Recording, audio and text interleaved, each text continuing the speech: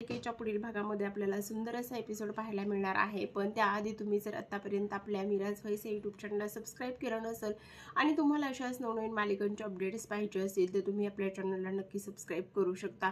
तर आता प्रेक्षकांनो, इथे पुढील भागामध्ये आपल्याला सुंदर असा एपिसोड पाहायला मिळणार आहे। कारण आता इथे सायलीने जी काही प्रतिमा आत्या आहे तिला घरी आणलेलं असतं आणि प्रतिमाला घरी आणल्याच्या नंतर सर्वजणच खूपच जास्त खुश झालेले असतात।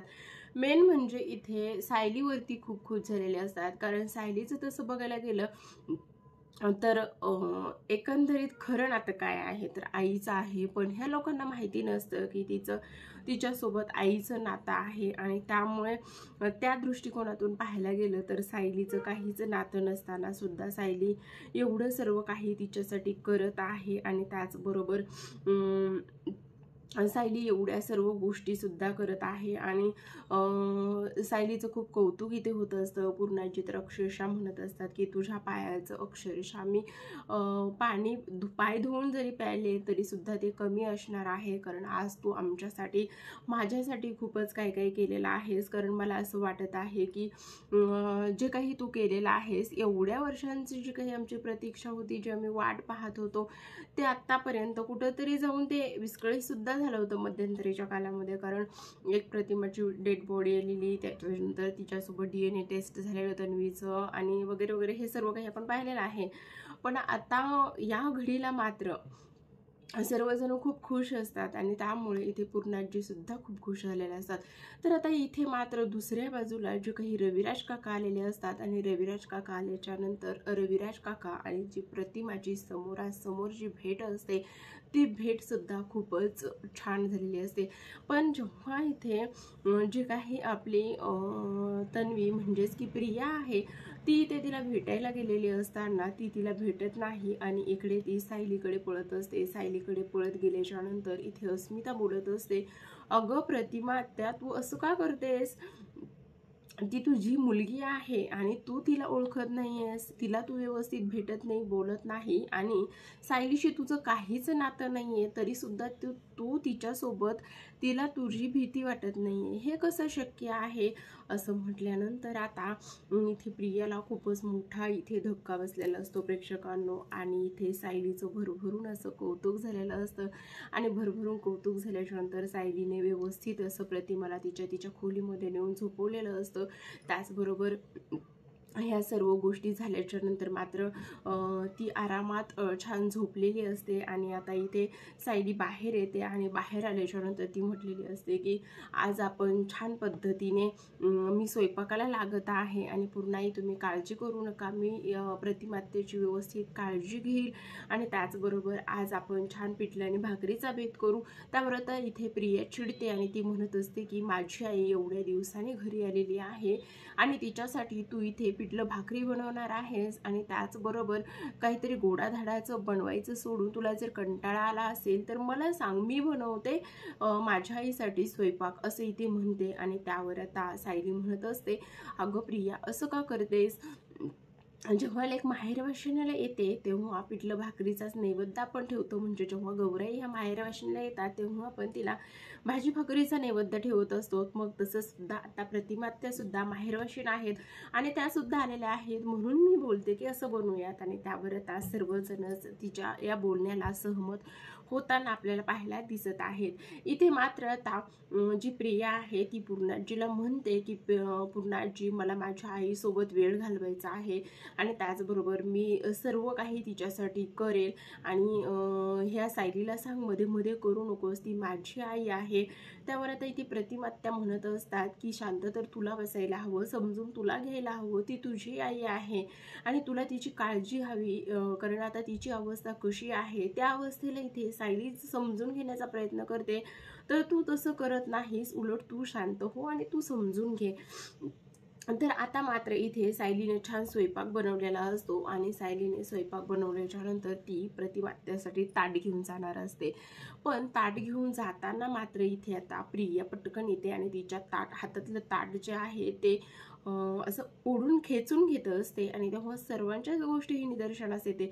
ती म्हणते ती माझी आई आहे, मी माझ्या आईला घास भरवणार, असं म्हणूनच ठीक आहे म्हणते। म्हणजे जी आपली सायली आहे ती म्हणते की ठीक आहे तू भरव, असं म्हणून जेव्हा प्रिया था प्रतिमाच्या खोली जाते तिला घास भरवण्यासाठी, तेव्हा प्रतिमा तिला घाबरून बाहेर धावतच पळत येऊन सायलीच्या आड लपण्यासाठी प्रयत्न करत असते.